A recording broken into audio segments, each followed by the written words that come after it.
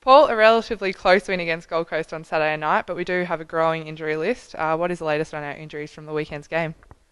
Yeah, it was certainly a hard stopper, and yeah, we were concerned again with injuries. So we had a number of soft tissue injuries from the previous week, and Mark McVeigh was the latest from that previous week with a little bit of a calf. It's really calf soreness. It's not particularly bad, but it kept him out of the game on the weekend, and probably will this week as well. But in terms of new ones, we're still waiting to really find out. Courtney Dempsey is obviously our biggest concern. He had to be subbed off at quarter time with a little bit of a hamstring problem. We believe it's related to the spot where they took the tendon out for his knee reconstruction. We're just going to treat that clinically and just see how he comes up. So we'll run him during the week, and if he comes up well, he'll be a chance. But if he doesn't, if there's any soreness, there certainly won't be any hesitation at any stage to withdraw him. We're not going to risk him, that's for sure. And you mentioned Mark McVeigh and David Hill, who are both sidelined with calf injuries. How are they holding up, and what's the latest with them?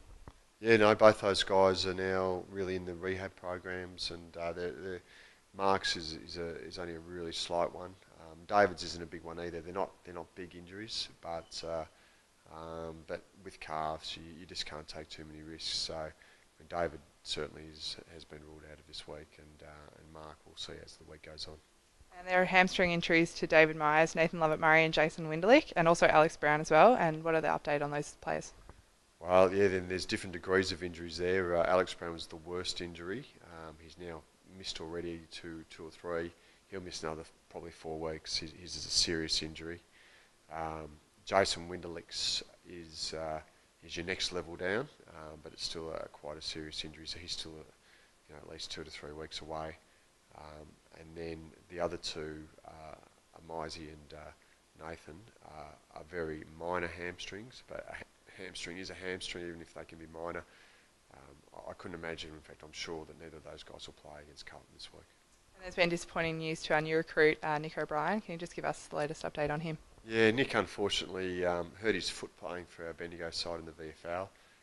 He's likely to be out for 6 up to 10 weeks. It's a injury that potentially is serious. He hasn't done major damage, but in fact he played the full game with the injury. But we're not going to risk it at all. It's a joint in the foot, which if he actually broke, it's career threatening. Now he hasn't done that, but he has created some stress around it. And so from that point of view, as a first year boy, we'll be looking after him 100%. We're going to be very conservative with that approach. Hence the likelihood of a 10-week absence. Now, on a sort of positive note, Cal Hooker returned to the VFL on the weekend. Yeah, that was good to see. Now he only played a quarter, but that was his first step back. We just wanted to give him a little bit of game time.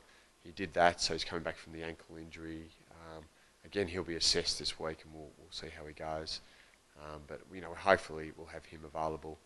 And Sam Lonergan, of course, comes back from suspension, so hopefully we've got a couple of players back, and we really need the numbers, particularly with the Carlton game and playing Collingwood 4 days later. So, there's some real battles and things we need to consider over the next period of time. Paul, thanks for joining Bomber TV. Thanks very much.